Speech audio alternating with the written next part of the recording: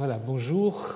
Nous avons vu la semaine dernière comment Yahvé s'est rapproché d'Israël ou comment Israël a pu adopter Yahvé. Aujourd'hui, nous devons nous intéresser à la question comment Yahvé est-il devenu le Dieu d'Israël de manière officielle dans le temple de Jérusalem. Donc comment Yahvé est-il entré dans le temple de Jérusalem? Alors, avant d'aborder le sujet plus précisément, un argument supplémentaire pour vous montrer que Yahvé n'a pas toujours été vénéré en Juda et en Éphraïm ou en Israël, c'est simplement l'étude des noms de lieux attestés au deuxième millénaire, parce qu'il y a beaucoup de noms de lieux qui, en effet, sont construits avec des noms divins. Par exemple, Anatoth, c'est là d'où vient le prophète Jérémie, c'est la déesse Anat, ou Baal Perazim, c'est un endroit mentionné dans le livre de Samuel, où David bat les Philistins. C'est un nom construit avec Baal. Beth Dagan, évidemment, est la maison de Dagon, grand dieu de fertilité très populaire chez les Philistins. Beth El, nous avons déjà parlé longuement, donc un nom construit avec El.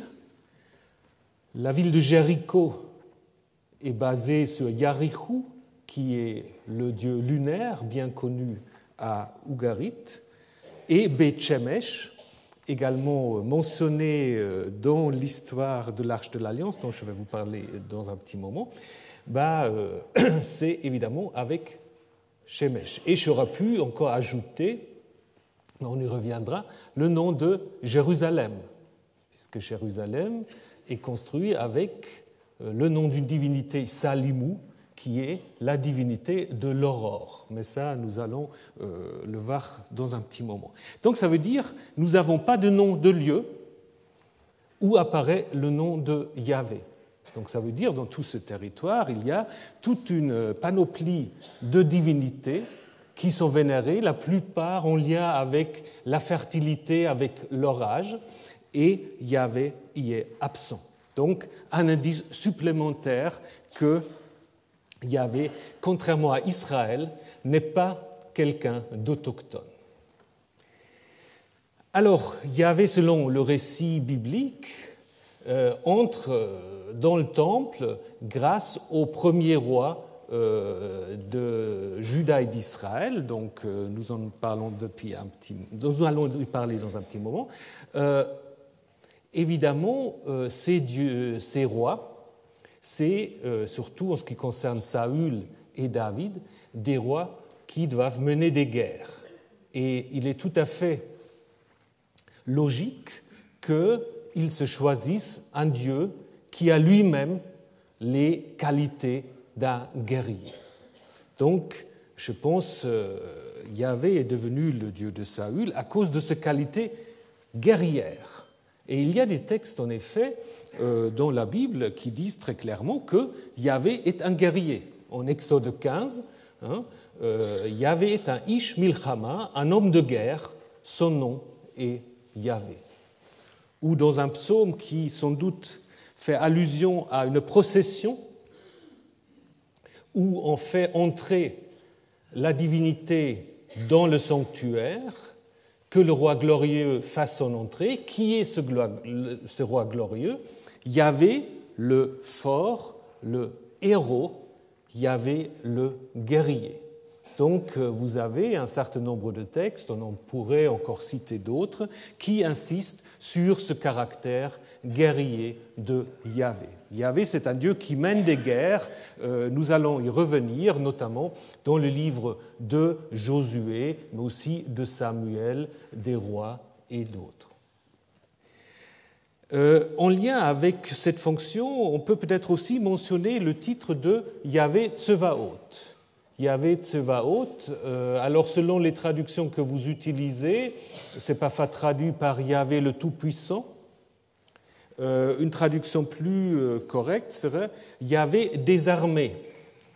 Tsevaot, au pluriel, ce sont les armées, avec un petit problème de grammaire dont je vais pas maintenant, sur lequel je ne vais pas insister maintenant. Normalement, un nom propre ne peut pas se construire directement avec un génitif, donc il est possible que le titre entier était plutôt Yahvé Elohé Tsevaot, Yahvé le Dieu des armées.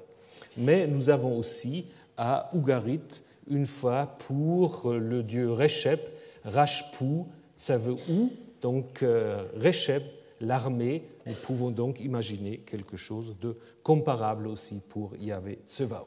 Mais alors, c'est qui ces armées dont Yahvé est le général? Est-ce que c'est des armées terrestres ou est-ce que c'est des armées célestes? Nous avons en fait des indications dans la Bible pour les deux possibilités. Par exemple, dans l'histoire que vous connaissez, l'histoire de David et Goliath, David dit aux Philistins, tu viens à moi avec l'épée, la lance et le javelot, moi je viens à toi au nom de Yahvé Tsevaot, le Dieu des troupes d'Israël que tu as défié. Donc là, Yahvé est en effet celui qui mène les troupes d'Israël et qui va leur assurer ensuite la victoire contre les Philistins. Mais il y a d'autres textes où, en effet, nous avons l'impression que Tsevaot, ce sont les armées célestes, les étoiles, par exemple, qui peuvent souvent être compris comme représentant l'armée du Dieu du ciel. Bénissez Yahvé, vous toutes ces armées qui êtes à son service et qui faites sa volonté. Donc là, on a l'impression que cette armée divine se trouve plutôt dans le ciel et qu'il est donc constitué des êtres divins. Alors peut-être le sens a été d'emblée ambigu et qui a pu en effet à la fois se référer à des armées terrestres et célestes, ou, ce qui est plus plausible, si c'est un titre ancien, peut imaginer que d'abord, en fait, ça se réfère à l'armée terrestre, et ensuite, lorsque Yahvé va devenir le Dieu suprême, va reprendre toutes les qualités de El, trônant dans le ciel comme le roi des autres dieux, le titre va peut-être réinterprété dans ce sens-là. Nous avons une attestation de ce titre en dehors de la Bible, ce qui montre aussi, contrairement à ce qui affirment certains, j'ai lu que c'est un titre qui aurait été inventé après l'exil. Alors si c'est le cas, pourquoi est-ce qu'on l'a déjà sur un graffito du 8e siècle? Donc je pense à un titre quand même relativement ancien, bien que je dois admettre que ce graffito vient du marché des antiquités. Donc là, il faut toujours se méfier un tout petit peu. Mais selon mes sources que j'ai consultées, on va quand même affirmer qu'il y a des fortes chances que ce n'est pas un faux, mais un vrai. Mais là, aujourd'hui, c'est vraiment un grand problème. Tout ce qui vient du marché des antiquités, il faut se méfier beaucoup. Il faut se méfier beaucoup. Il y a des magnifiques révélations qui se sont révélées des faux. Donc là, apparemment pas. Nous avons donc là le titre de Yahvé Tsevaot, qui est en effet appelé à faire du mal à un ennemi. Donc, en fait, quelqu'un est maudit par Yahvé Tsevaot. Donc, l'idée étant certainement que Yahvé, avec son armée, va se jeter sur ces personnes indésirables. Voilà. Donc, je pense que ce Yahvé des armées, ce Yahvé guerrier, est devenu le Dieu de Saül, probablement pas le Dieu exclusif, comme je vais vous le montrer dans un petit moment. Avant d'arriver au premier roi d'Israël, on doit quand même dire deux mots sur le problème de l'historicité des premiers rois d'Israël. Si nous n'avions pas la Bible, nous connaîtrions Omri, nous connaîtrions Jéhu, nous connaîtrons Manassé, nous connaîtrons un certain nombre de rois, mais nous connaîtrons ni Saül ni Salomon. Alors pour David, il y a probablement une légère amélioration puisque nous avons cette inscription trouvée à Tel Dan où la plupart des spécialistes pensent qu'on peut reconstituer ici l'expression maison Beth David, maison de David. C'est l'avis majoritaire, donc je ne vais pas le contester, je ne suis toujours pas totalement convaincu. Mais si, et vous allez voir dans la suite pourquoi, parce que ce mot peut signifier autre chose, mais si on accepte donc cette lecture, nous aurons donc là la première attestation extra-biblique du nom de David. Mais qu'est-ce que ça nous prouve?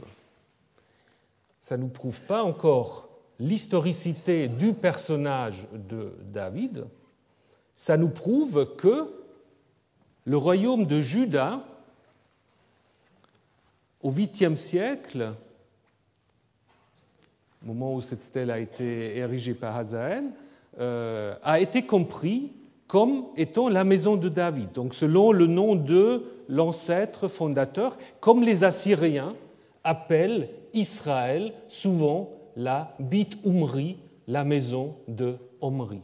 Donc on aurait là quelque chose de tout à fait parallèle. Donc nous aurons là, alors à ce moment-là, l'attestation qu'en effet, David a été donc connu comme le fondateur de la dynastie judéenne.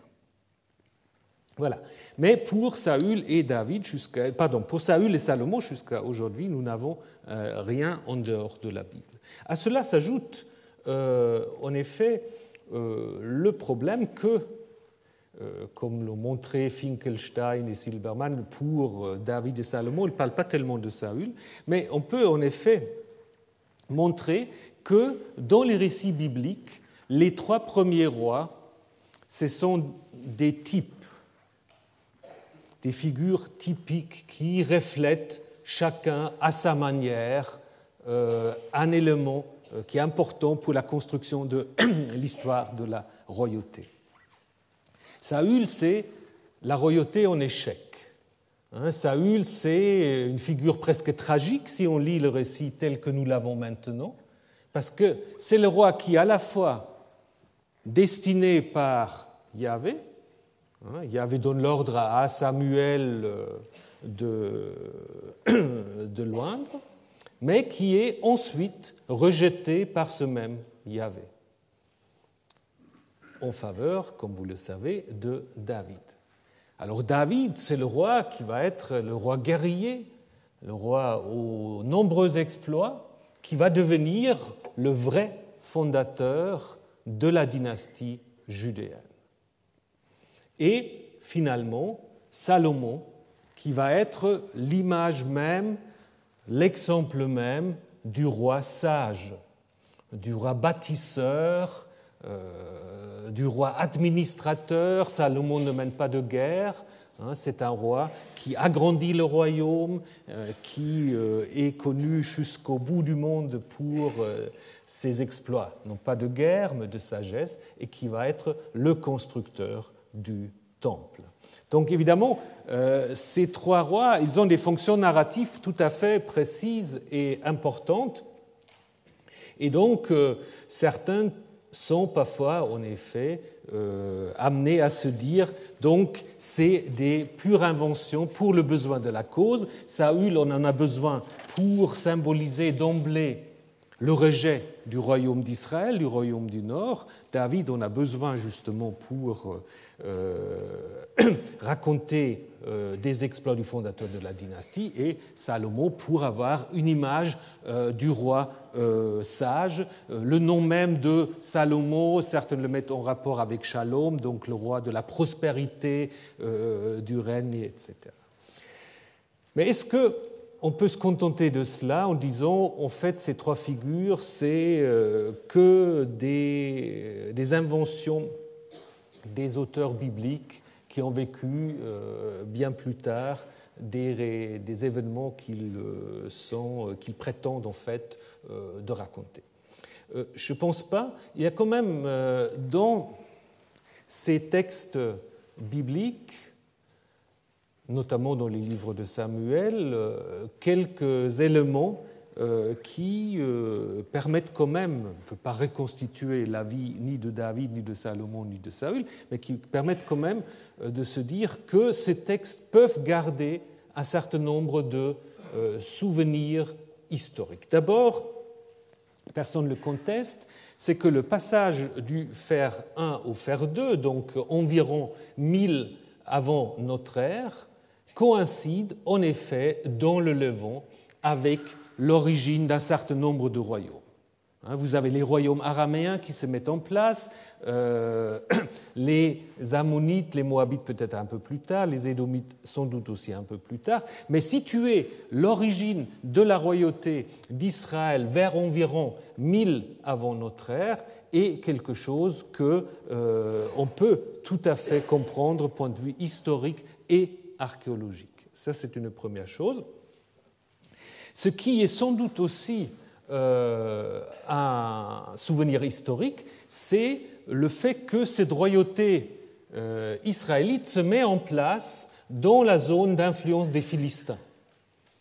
Les Philistins, on les connaît bien. Les Philistins, sans doute liés à ces fameux peuples de la mer qui viennent quelque part de la mer d'Égée, qui s'installent sur la côte et dont on connaît un certain nombre des traits à la fois par l'archéologie et par d'autres sources. Le fait ensuite que David, le grand roi David, est présenté, si on lit attentivement le livre de Samuel, comme un vassal des Philistins, est sans doute un trait qu'on n'aura probablement pas inventé. Si on avait pu écrire l'histoire de David à partir de rien, on n'aura probablement pas eu l'idée que David doit commencer sa carrière en tant que vassal des Philistins. Vous avez en effet un certain nombre de textes qu'on a parfois tendance à lire peut-être de manière un peu trop positive, où on voit que David en fait se met au service des Philistins contre son propre peuple, n'est-ce pas, en raquettant un certain nombre de villages, un peu à la manière des condottieri, et puis en reversant en fait un certain montant ensuite au roi philistin. Donc là, je pense, si on veut chercher le David historique, c'est probablement là, c'est-à-dire quelqu'un qui était mercenaire, vassal des Philistins, et auquel ensuite peut-être les Philistins ont laissé un petit royaume à gérer. Il y a des gens qui pensent en effet que David, tout au long de sa carrière, était resté un vassal philistin. On peut y revenir dans un petit moment. Donc les livres de Samuel gardent probablement quand même un certain mémoire des origines de la royauté autour des figures de Samuel et de Saül. Donc l'historicité très difficile à saisir en ce qui concerne les détails. Samuel, c'est quelqu'un qui a un nom construit avec El, Samuel. Alors, signification, est-ce que ça veut dire El est élevé ou son nom est El? Peu importe, mais c'est un nom théophore avec donc la divinité El. Saül, on ne sait pas. Saül, on ne sait pas. C'est lui qui a été demandé. Avec la racine Sha'al, on connaît des parallèles en néo-assyrien et aussi en phénicien. Donc on ne sait pas quelle est, dans le nom de Saül, sa divinité protectrice. Alors est-ce qu'on l'a enlevé ou est-ce que c'était un nom bref comme ça? Et nous allons voir que certains fils de Saül, ensuite, vont porter des noms yavistes. Donc là, il y a quelque chose peut-être qui marque une certaine transition. Alors, est-ce qu'il faut vraiment parler d'un royaume de Saül? Si vous lisez le texte biblique, vous voyez, Saül n'a pas de palais, il n'a pas d'armée permanente, l'administration on en sait peu de choses. Il a un général qui est un peu son confident, Abner, mais il y a peu vraiment d'infrastructures. Donc certains pensent que Saül ressemble encore beaucoup à des personnes qu'on trouve dans les livres des juges, c'est-à-dire des chefs un peu charismatiques qui ensuite s'installent dans une certaine durée, mais par rapport à ce que nous connaissons au niveau de la royauté dans le Levant et dans le Proche-Orient ancien, peut-être Saül ne mérite pas encore le titre tout à fait de roi. Il vient de Gibéa, et quelle est l'étendue de son territoire? Il n'est probablement pas très, très loin. Donc ça, c'est quelque part autour ici des montagnes de Gibéa, Rama, Bethel, Shiloh peut-être. Un texte qui est très intéressant, c'est 2 Samuel 2, que je vous ai mis ici, qui se situe en fait après la mort de Saül. On ignore souvent que Saül en fait avait un successeur qui n'était pas David, selon le récit biblique. Il y a quelqu'un qui a régné en parallèle à David, ce qui nous est dit en 2 Samuel 2. Cependant, Abner, donc général de Saül, prit Ish-Baal, c'est le nom originel, donc encore un nom avec l'élément Baal, prit Ish-Baal, le fils de Saül, et le fit passer à Mahanaïm, l'autre côté du Jourdain. Il l'établit roi vers El-Galaad, sur les Achérites, ça on ne sait pas trop qui c'est, sur Israël, et sur Al-Ephraïm, sur Benjamin, c'est-à-dire sur tout Israël. Donc vous voyez que tout Israël est ici assez limité. Et on a en effet remarqué que vous avez ici 2 prépositions différentes. Vous avez vers, El, et sur, Al. Alors, souvent on pense que le Al désigne en effet le territoire sur lequel Saül a effectivement régné, c'est-à-dire Éphraïm et Benjamin. Et le vers, c'était peut-être l'idée qu'on avait d'agrandir ce royaume, peut-être justement en concurrence avec David. Mais donc on va en effet, et on peut aussi l'observer ici, que le territoire de Saül est assez limité. Donc ça, c'est simplement une carte qui a été établie à partir des lieux qui sont mentionnés dans l'histoire de Saül. Donc c'est tout ce que vous avez là comme carré blanc. Les carrés qui portent une croix sont des noms de lieux qui sont mentionnés dans le contexte de l'histoire de David et qui montrent en effet le lien très fort entre David et les Philistins et qui montrent en fait que les lieux d'activité de David sont un peu plus élargis mais qui sont aussi très liés en fait en effet aux Philistins. Donc je vous ai dit que Yahvé est certainement le Dieu de Saül, probablement pas encore d'une manière exclusive, puisqu'il y a un fils de Saül que vous connaissez, Jonathan, Yehonathan, qui porte un nom yahviste. Yahvé a donné. Par contre, Ish-Baal, c'est le nom d'un autre fils dont nous venons de parler, donc un nom construit avec Baal. Au moins que, et ça c'est difficile à décider, à moins que Baal, dont ce nom est un titre pour Yahvé. Mais ça c'est très difficile de savoir. Les rédacteurs ultérieurs n'ont pas compris ça comme ça, puisqu'ils ont changé Baal en Bochette, c'est-à-dire la honte, Ish-Bochette, homme de la honte. Et un fils de Jonathan porte également un nom baalique, Meri-Baal, le bien-aimé de Baal. Donc Yahvé et Baal sont un peu en concurrence, en équilibre. Mais probablement, on peut en effet penser que Yahvé était en quelque sorte un des dieux auquel Saül a voué un culte. Mais pas peut-être le seul.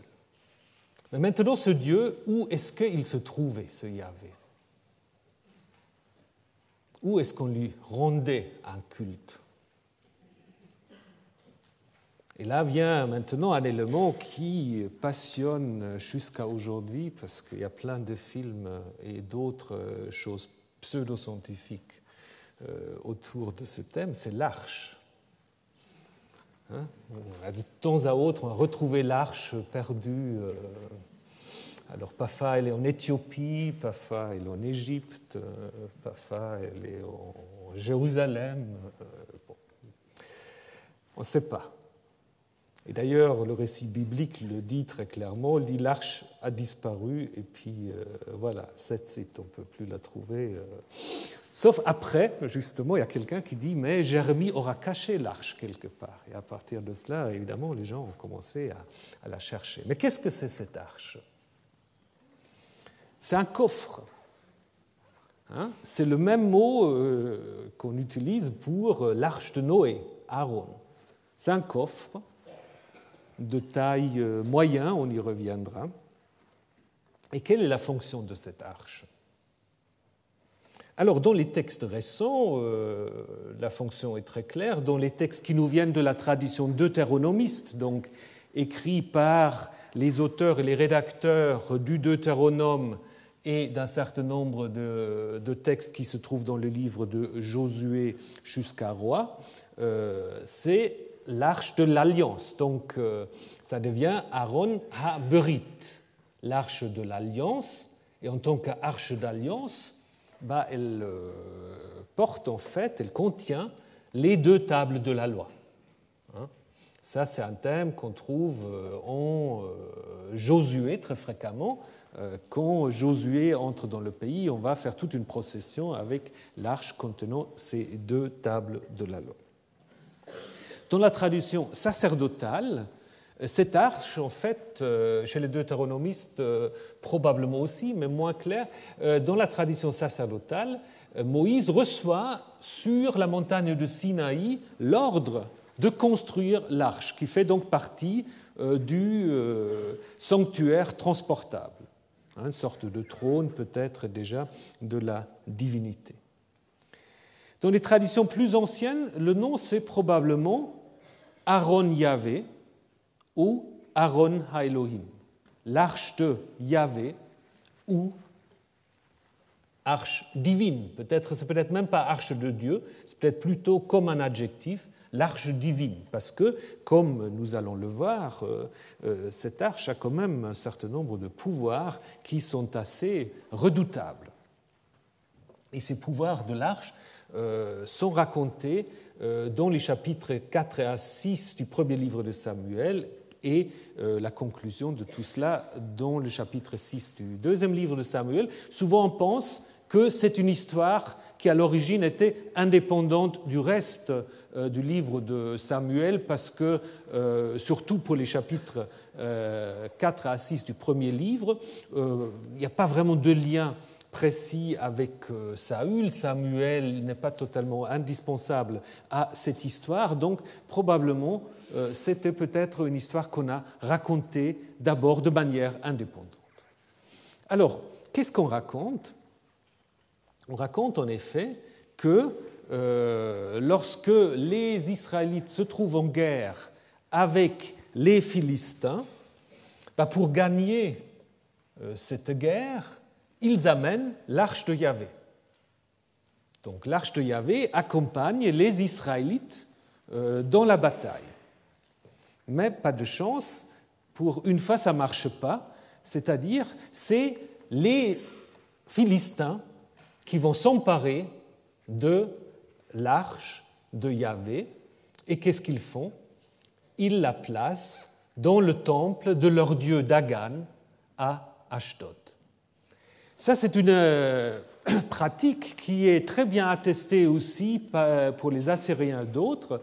Lorsque on a vaincu un ennemi, on s'empare, si c'est possible, des statues ou des représentations de ces divinités qu'on transporte dans le temple de sa propre divinité pour que, apparemment, les dieux des vaincus doivent faire acte d'allégeance vis-à-vis des dieux des vainqueurs. Et apparemment, c'est cette idée-là. Donc, on place l'arche de Yahvé dans le temple de Dagan. Mais les choses ne se passent pas comme les Philistins se sont imaginé les choses, parce que au moment où l'arche de Yahvé se trouve à côté de la statue de Dagan, Dagan va se casser en pièces. Donc ça arrive une fois, les Philistins reviennent le lendemain dans le temple et Dagan est tombé. Bon, on le remet, et puis le surlendemain, il n'est pas seulement tombé, il est cassé.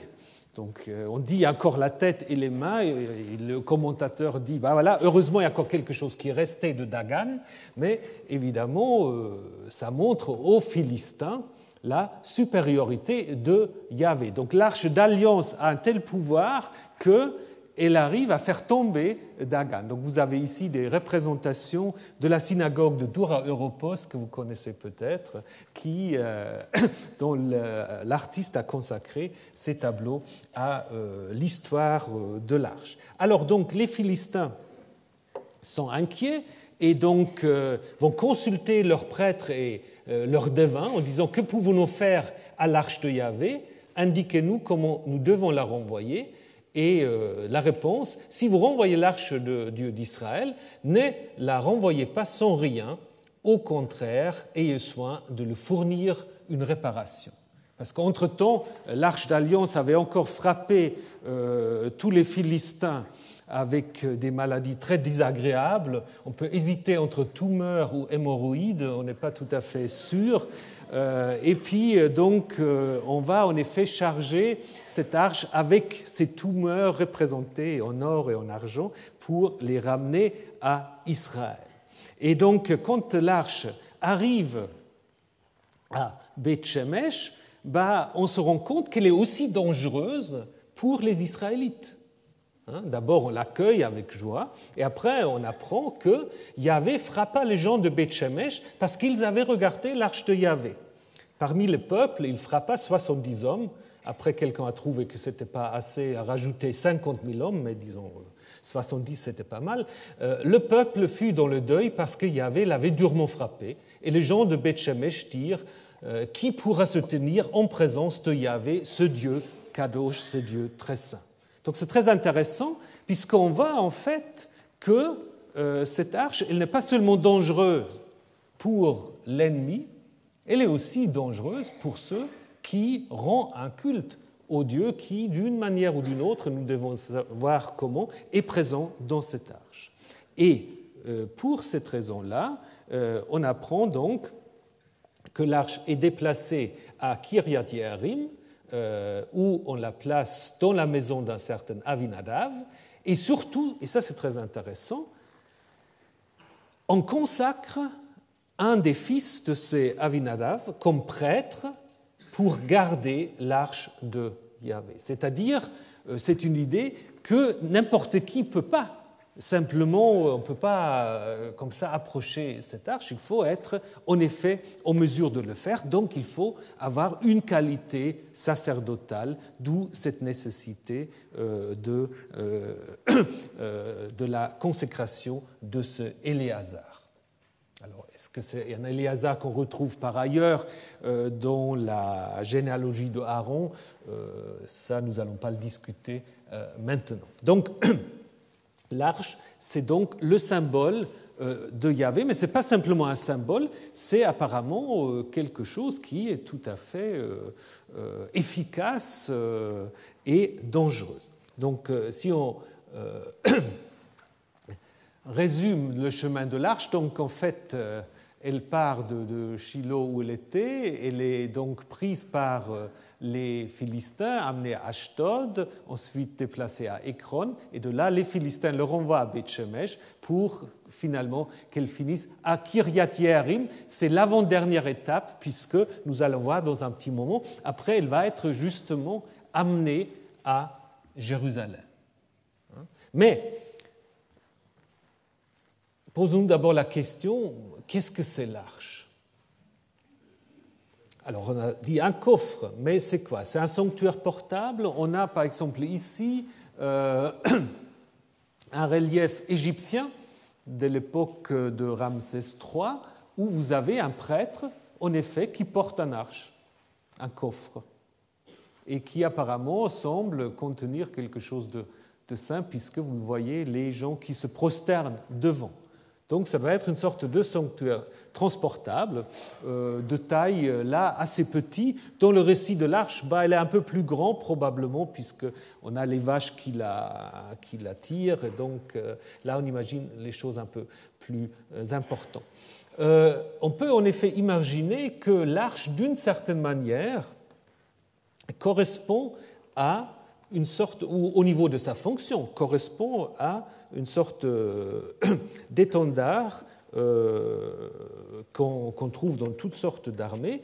Ici, vous en avez un exemple qui vient de l'Iran, de l'Ouristan, où vous avez un étendard représentant une divinité de manière très stylisée, 9e siècle, mais qui a un peu le style que vous vous souvenez peut-être, ce qu'on appelle le maître des animaux, qui dompte en fait les animaux. Et cet étendard a été amené dans les batailles pour symboliser justement la présence de ce dieu-là. Et donc l'arche apparemment avait une fonction comparable.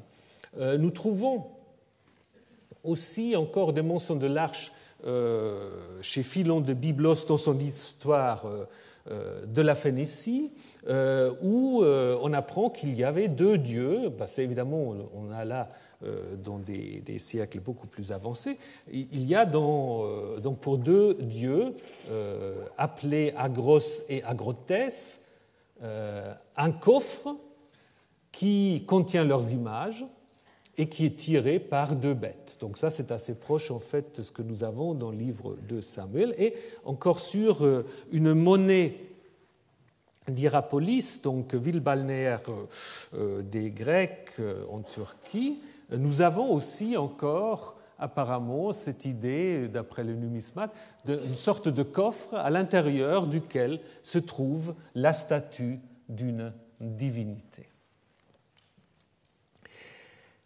En ce qui concerne le contenu de l'arche biblique, nous ne savons pas très bien ce qu'il y avait dedans.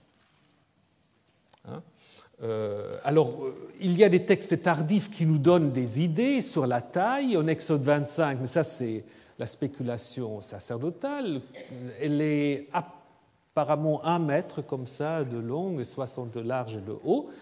C'est un peu comme ce prêtre qui l'a porté là sur son épaule. Mais dans l'histoire de Samuel, elle est quand même, à mon avis, imaginée un peu plus fort.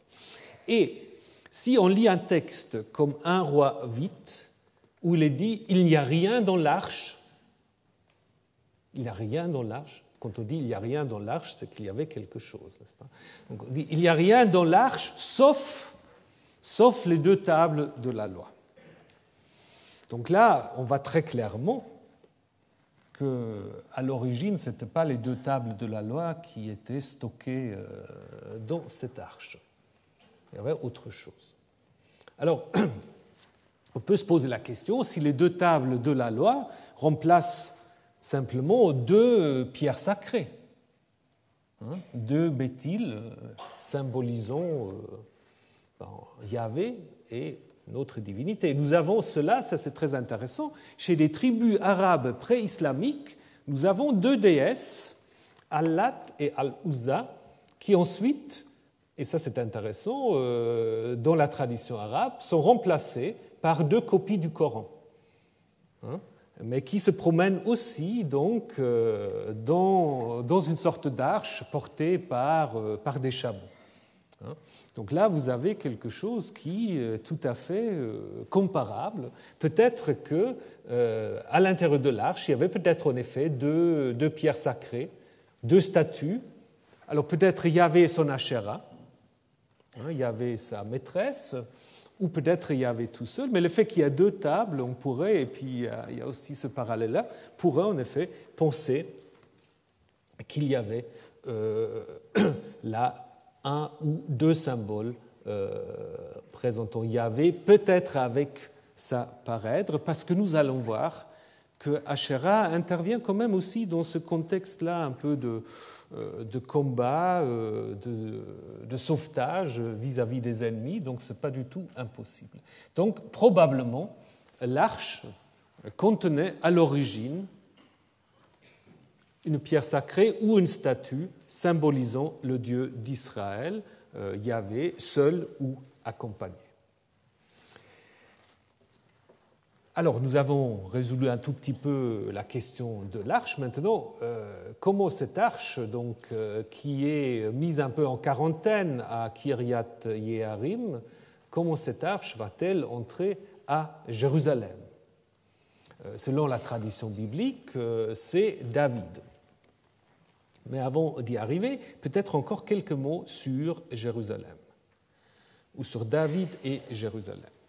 Donc, ce qu'on peut montrer très clairement, c'est qu'au Xe siècle avant notre ère, les villes philistines Ashkelon et Ekron étaient des villes d'une certaine importance.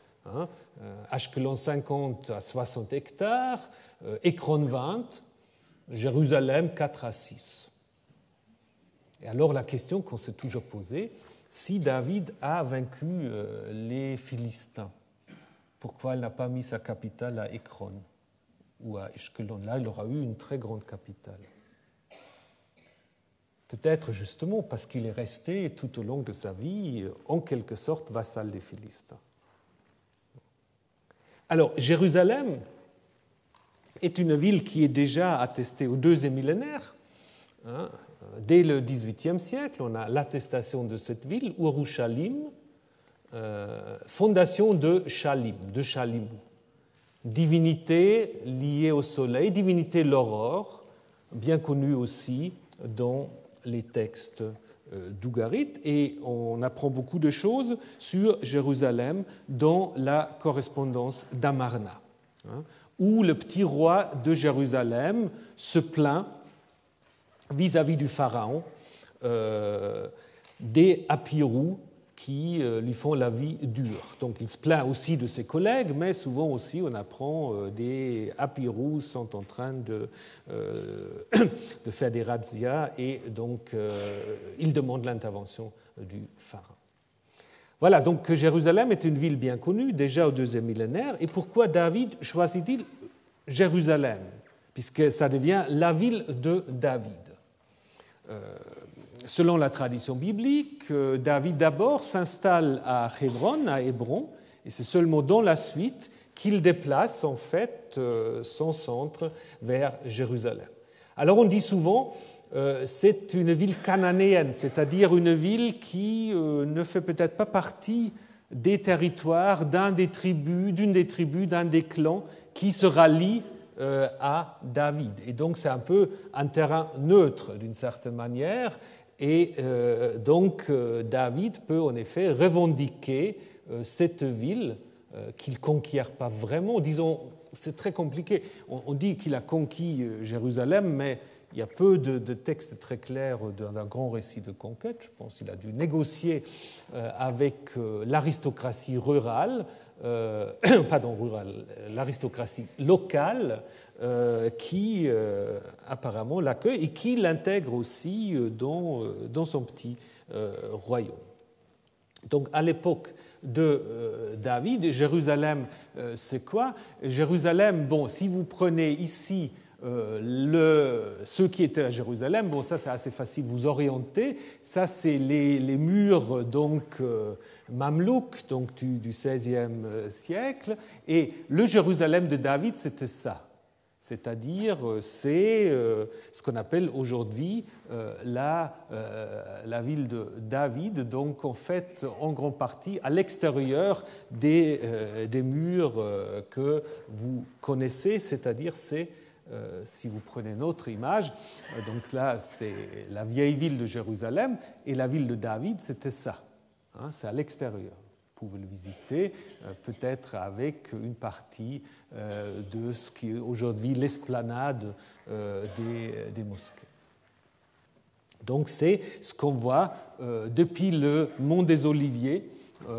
Donc ici, où vous avez aussi aujourd'hui de nouveau les fouilles, où certains ont voulu retrouver le palais de David, toute autre chose. Alors on a trouvé des choses intéressantes, mais je pense que le palais de David, on ne l'a pas encore identifié, bien qu'on a trouvé une pierre monumentale, mais dont les attributions varient du Xe jusqu'au IIe siècle. Comme c'est hors contexte, c'est toujours très très difficile de dater ces choses-là. Donc il n'y a pas encore le palais de David. Alors, donc, mais c'est sans doute ici que se cristallise ou que commence la carrière de Jérusalem en tant que capitale entre guillemets. Jérusalem ne devient important, là tout le monde est d'accord, à partir du 8e, 7e siècle avant notre ère, mais c'est là le petit centre du royaume de Juda. Et qu'est-ce qu'on apprend ensuite? Donc, on apprend que David, une fois roi de Jérusalem, va faire transférer l'arche de Yahvé de Kiryat Yearim à Jérusalem. C'est une histoire aussi assez curieuse. Une histoire assez curieuse parce qu'on nous raconte en fait que David se dénude, il danse donc tout nu devant l'arche, il est critiqué par une de ses femmes qui du coup, elle, devient stérile. Parce qu'elle a osé critiquer David, donc voilà, elle n'a pas d'enfant. Donc du coup, on peut se poser la question, donc ça ne correspond pas à ce que les peintres, toujours très pudiques, j'ai un peu regardé, je n'ai pas trouvé de peinture David vraiment nu devant l'arche. Il faudrait le faire, puisque selon le récit biblique, il est nu devant l'arche. Donc, alors il reste toujours un peu vêtu pudiquement. Mais là, du coup, la manière dont ce transfert est décrit, on a l'impression, en fait, d'une sorte, certains pensent même que ça pourrait refléter une fête de fertilité ou autre, mais on peut en effet se poser la question si ce récit du transfert de l'arche a à voir aussi à une fonction de Yahvé comme Dieu, la sexualité, de la fertilité, parce que justement la femme de David, Michal, qui le critique, elle est frappée de stérilité. Et là, par exemple, vous avez un exemple que les prêtres peuvent donc en fait fonctionner nus, un peu comme David en 2 Samuel 6. Donc là, vous avez des fonctionnaires du culte qui sont dénudés pour offrir des libations à la divinité. Alors dans la Bible, dans les textes plus récents, provenant du milieu sacerdotal, on va évidemment insister sur le fait qu'on ne peut pas se dénuder vis-à-vis de la divinité. Et donc, on prescrit en fait aux prêtres de se couvrir de sorte que, même s'ils doivent monter des marches, il n'y a aucune possibilité de voir les parties génitales. Donc là, il y a en fait une évolution où en effet on essaie de dissocier le culte de Yahvé des connotations sexuelles. Mais c'est peut-être en effet une évolution assez récente. Et cette histoire de David, le roi nu face à Yahvé, ou disons à l'arche, peut en effet aussi rappeler une certaine fonction liée à la fertilité. Othmarkel, par exemple, pense que ce récit ne décrit pas un événement spécifique, mais est plutôt une reprise d'une fête annuelle, peut-être à l'automne ou à un moment précis. C'est difficile à savoir, mais de nouveau, c'est assez difficile aussi d'imaginer qu'on aura inventé cela de toutes pièces, n'est-ce pas? Surtout aussi cette question de la nudité, et je pense qu'il doit y avoir comme là aussi des traditions anciennes. Maintenant, David, qui est donc le fondateur de la dynastie, Et il va le rester là dans la présentation biblique, encore qu'il y a peut-être des interruptions de cette dynastie. Mais on ne sait pas. Disons, selon le récit biblique, la dynastie davidique, elle reste de David jusqu'à la destruction de Jérusalem et au-delà. Contrairement au royaume du Nord, on va toujours dire des putschs, des coups d'État, etc. Mais normalement, un roi fondateur d'une dynastie qui se respecte, qu'est-ce qu'il doit faire? Il doit construire un temple. Oui. Mais David ne le fait pas. David ne le fait pas, donc selon la Bible, David ne construit pas le temple, c'est Salomon qui va le faire. Alors après, on essaye d'améliorer un peu cela. Si vous lisez les livres des chroniques, qui probablement sont écrits plus tard que les livres de Samuel et de Rois, là on va raconter que c'est en effet David qui donne à son fils Salomon les plans du temple. Il a déjà tout dessiné. Et puis Salomon n'a qu'à exécuter ce que David a imaginé. Ce n'est pas dans les textes anciens. Et puis dans un texte aussi assez récent, on va raconter comment David au moins va trouver, dans une histoire un peu difficile, l'emplacement du temple. C'est lui qui va acheter l'emplacement du temple, qui servira ensuite d'endroit où Salomon va construire. Mais il y a quand même un texte qui est un tout petit peu étonnant. Donc on dit qu'il n'y a pas de temple à Jérusalem à l'époque de David. David place l'arche sous une tente et quand il veut construire le temple, nous dit-on en 2 Samuel 7, Dieu lui dit « Non, je ne veux pas de temple, j'ai toujours été content comme ça, toi tu ne me construiras pas un temple, moi par contre je vais te construire une dynastie. » Il y a tout un jeu de mots, sans doute des textes assez récents à la gloire de la dynastie davidique, mais tous ces textes insistent sur le fait que David n'a pas pu construire le temple. Mais curieusement, on a quand même un texte qui est un peu étonnant. Tous vous connaissez l'histoire de l'adultère de David, qui va finalement mener à la naissance de Salomon. Donc David qui prend la fameuse Bethsabée ou Bathsheba, d'abord évidemment provoque le déplaisir de Yahvé qui va le punir. Et qu'est-ce qu'il fait? Il fait mourir le premier fils, n'est-ce pas? Donc c'est le deuxième, finalement, Salomon, qui deviendra l'héritier de David. Mais lorsque le premier fils est mort, donc David, qu'est-ce qu'il fait?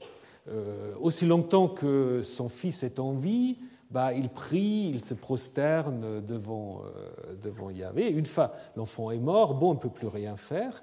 Donc, on apprend que David se leva de terre, il se lava, soigna, échangea des vêtements, puis il alla dans la maison de Yahvé et se prosterna. Donc ça veut dire, dans ce texte-là, il y a déjà un temple. Il y a déjà un temple. Et il ne peut guère être ailleurs qu'à Jérusalem. C'est bête Yahvé. Alors, qu'est-ce qu'on fait avec un texte comme ça? On peut dire que c'est un anachronisme, c'est un rédacteur qui n'a pas été assez attentif, qui n'a pas bien écrit son histoire. Mais c'est peut-être une solution un peu facile et pas très convaincante. C'est peut-être ici une première indication que David n'avait pas besoin de construire un temple parce qu'il y en avait déjà un. Et ça, on va le voir aussi plus en détail encore avec Salomon. Salomon qui officiellement construit le temple, mais est-ce qu'il le construit vraiment? Alors, quelques mots d'abord sur Salomon. Salomon, c'est un roi très ambigu.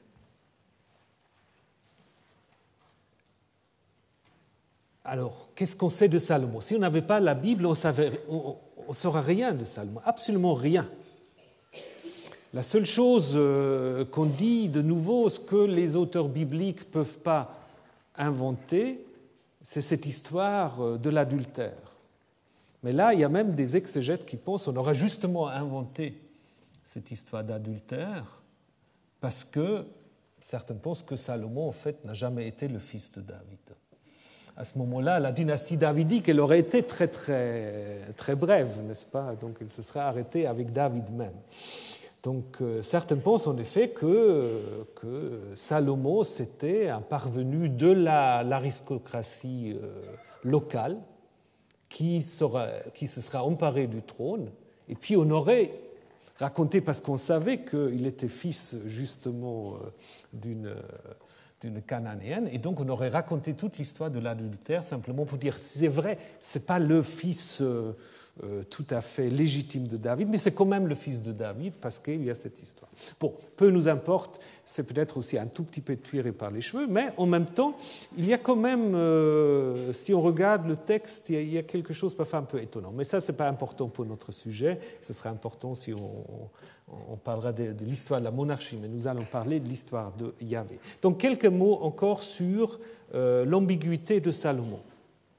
Donc Salomon, d'abord, c'est le roi sage par excellence, je vous ai déjà dit, qui va collecter tous les proverbes, des jugements qui font rayonner en fait sa gloire de par le monde, d'une richesse incroyable, allant jusqu'au bout du monde, faisant se déplacer la reine de Saba, qui au Xe siècle d'ailleurs avait du mal à exister, mais bon, ça c'est un autre problème. Il est constructeur donc du temple de Jérusalem et donc un sanctuaire tout à fait splendide, les plus grands de tous les rois de la terre en richesse et en sagesse. Ça c'est dit dans la Bible pour aucun autre roi de Juda et d'Israël. Donc si on n'avait que ça, Salomon ce sera le meilleur de tous les rois. Mais en même temps, on apprend aussi que son arrivée au pouvoir est quand même assez ambiguë. Il y a des intrigues, donc il faut lire les premiers chapitres du livre des rois. Sa mère va intriguer ce jouet du David déjà un peu gâteux qui ne sait plus très bien ce qu'il a promis, ce qu'il n'a pas promis. Et aussitôt arrivé au trône, il va faire massacrer tous ceux qui pourraient lui devenir dangereux. Il est également ensuite le mari d'un certain nombre de femmes. Bon, ça, à la limite, ce n'est pas grave, mais des femmes étrangères et amenant leur divinité. Donc, du coup, Salomon va même construire des lieux de culte pour ces divinités. Et il soumet également son propre peuple à une dure corvée. Bon, là, il y a un texte qui veut excuser. Donc là, on parle de... En 1 roi 5, on dit c'est tout le peuple d'Israël qui soumet la corvée. En 1 roi 9, on dit non, c'est que les étrangers. Comme si ça changeait beaucoup de choses. Mais enfin, il est donc, à cause de tout cela, responsable de l'éclatement de ce royaume uni. Donc on ne sait pas très bien, en fait, si Salomon est un roi très positif ou négatif. Donc un roi ambigu, ce qui vient évidemment du fait que cette histoire n'a pas été écrite d'un seul trait. Elle s'échelonne sur plusieurs siècles. D'abord, on a certainement commencé avec un Salomon très positif, et après l'exil, on l'a noirci pour justement expliquer aussi l'exil. Donc, en ce qui concerne le Salomon historique, ce qu'on peut déjà dire, c'est que l'idée d'un empire salomonien allant de l'Égypte jusqu'à l'Euphrate, ça c'est la fiction. Ça c'est vraiment la fiction. Ça n'existe pas. On projette des réalités de l'empire néo-assyrien pour construire à Israël ou à Juda un passé glorieux. Donc c'est probablement même plus tard de l'Égypte à l'Euphrate, c'est grosso modo l'étendue de la province de Transeuphrataine. Donc l'autre problème qui est plus discutable, c'est les grandes constructions à Hatzor, Megiddo et Gézer qu'on a souvent utilisées pour montrer la gloire de Salomon, c'est-à-dire on a trouvé les étables de Salomon, on a trouvé des palais d'automne, d'hiver et d'été de Salomon, mais probablement, si on suit Finkelstein, il n'est pas seul, il faudrait dater tout cela d'un siècle plus tard et plutôt, en fait, attribuer ces constructions, ce qui fait en effet plus de sens, attribuer ces constructions à Omri ou au roi d'Israël. Donc probablement. Mais même si ce débat-là n'est pas encore terminé, il est clair, et là personne ne peut contredire, que la taille de Jérusalem à cette époque n'est pas la taille d'une capitale de l'Empire. Si Salomon avait construit des grands capitales à Hatzor, à Gézer, pourquoi il ne s'est pas déplacé là-bas? Pourquoi il est resté à Jérusalem? Donc je pense en effet que la vision biblique d'un empire de Salomon de cette taille-là, il faut sans doute le corriger, probablement quelque chose comme ça. Même cela, c'est beaucoup plus haut, c'est beaucoup trop haut encore, puisque la semaine prochaine, je vais vous montrer que Dan, de Beersheba à Dan ou de Dan à Beersheba, ça ne peut pas être la réalité à l'époque de Salomon, parce que Dan ne devient israélite qu'à partir du 8e siècle. Donc c'est probablement encore plus bas où se situe la frontière. Donc ce Salomon, alors, dont on peut très difficilement, mais à quelques idées qu'on peut très difficilement reconstruire sur le plan historique, on nous dit qu'il a construit le temple. Mais est-ce qu'il a vraiment construit le temple? Ou est-ce qu'il a rénové un sanctuaire déjà existant? C'est probablement la deuxième solution, je pense. Et comme je l'ai déjà annoncé, mais là je dois reporter l'annonce à la semaine prochaine, donc la divinité qu'il va y introduire, c'est sans doute Yahvé, mais elle ne sera pas seule dans ce temple. On y reviendra la semaine prochaine.